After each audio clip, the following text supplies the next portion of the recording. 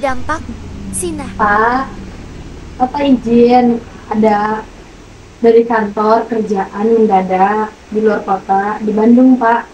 2 hari. Iya. Bapak titipin ke Mila nggak apa-apa ya, Pak? Iya, nggak apa-apa. Emang beneran kerja? Beneran, Pak.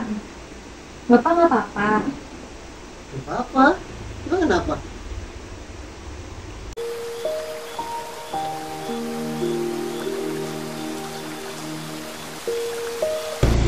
Mas, aku takut. Kalau yang kita ketangkap polisi gimana, Mas? Tenang aja udah. Aku ada kok hotel yang aman dari polisi. Tapi Mas, aku tetap aja. Udah, tenang aja udah. Yuk, kita ke hotel yuk. Mas, yakin, Mas? Yakin? Aman aja, udah tenang aja. Aku udah kenalan. Sesampainya di hotel itu, aku sangat ketakutan. Kutarakan semua ketakutanku padanya, mungkin karena saking ketakutannya aku. Akhirnya, AB mengajakku ganti hotel yang lebih besar dan memilih di pusat kota Jakarta. Akhirnya AB mengganti motornya dengan mobil, lalu kami pergi ke pusat Jakarta. Kami mencari dari wilayah Sudirman, Semanggi, hingga akhirnya kami memutuskan di daerah Tamrin dekat Bundaran HI. Hotel itu biasa ia check-in, infonya jika penat dengan kesibukan, dan pekerjaannya di bidang desain, di interior. AB adalah salah satu manajer di perusahaan desain dan interior asal Amerika, sementara aku adalah karyawan pabrik di salah satu pabrik yang berlokasi di Cikarang. Akhirnya kami sampai di hotel, dan kami langsung check-in. Lepas itu saat malam tiba AB mengajakku ke bar di sisi hotel tersebut, dan sungguh ini pun kali pertama aku meminum minuman keras. AB memberiku 2 gelas minuman yang tak aku kenal hingga aku tak sadarkan diri. Hingga akhirnya beberapa saat kemudian aku tersadar dan aku sudah berada di dalam kamar hotel bersamanya disertai deru petasan, kembang api dan lain-lain di Bundaran HI yang sepertinya sedang ada acara festival atau karnaval. Sungguh hatiku berkecambuk antara senang dan sedih. Aku hanya bisa diam di antara senyumanku, dan saat itu di rumah sepertinya batin seorang ayah menyambung ke anaknya. Adikku bercerita jika di hari yang sama dan jam yang sama di saat aku melakukan perbuatan laknat itu, ayah Anfal kembali merasakan dadanya sakit hingga terbatuk-batuk dan berkata pada adikku, Bu, pamit ya, Bu. Soalnya kemarin teman bapak ngeliat kakakmu di kafe sama cowok nggak pakai kerudung. Terus mau disamperin sama temen bapak, cuma dia udah keburu pergi naik mobil. Dari kejadian itu, bapak jadi khawatir, kepikiran, bener apa enggaknya dia kerja atau gimana gitu. Udah, Pak. Iya, Bapak. Selaluin namanya Mama. Bilangnya kalau emang kerja. Ya udah, Pak. Gak usah dipikirin. Nanti Bapak sakit.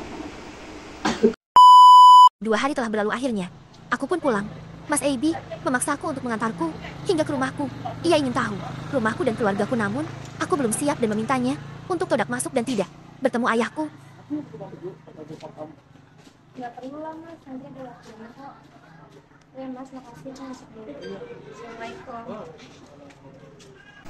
Pak. Itu siapa nak? Biasa, Pak. Ini nggak pakai jaket kobra. Biasa lah namanya juga. Tata, Iya, Pak.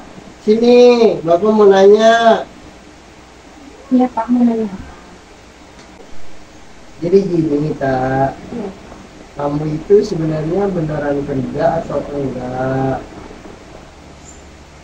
Beneran, Pak. Bapak beneran kerja. Ini kenapa sih? Soalnya kemarin temen bapak pas Sumardi melihat kamu di kafe nggak pakai kerudung, terus sama cowok. Terus temen bapak mau nyamperin, tapi kamunya udah pergi. Cuma perasaan aja, Pak. Kata beneran kerja kok ke Bandung. Ada acara kantor. Hingga akhirnya lepas kejadian itu, entah kenapa aku makin sering pergi ke hotel bersama Mas AB. Kami menjalani layaknya hubungan suami istri tanpa ikatan pernikahan. Dan hingga suatu hari Mas AB tidak ada kabar beritanya. WhatsApp-nya checklist 1. Nomornya tidak bisa kuhubungi, berminggu-minggu tanpa kabar. Berita, entah ia pergi kemana. Kudatangi kantornya, infonya dia sudah pindah ke Amerika, dipindah tugaskan. Hancur perasaanku saat itu juga. Hidupku hampa serasa tak bernyawa. Entah mengapa semenjak kejadian bejat itu, segala kehidupanku berubah. Hidupku makin sempit, dadaku sesak, usiaku makin bertambah, namun tak ada satu pria pun yang datang padaku. Aku dipecat dari pekerjaanku Karena penurunan performance kerjaku, usiaku sudah 32 tahun sekarang, namun aku belum menemukan jodohku.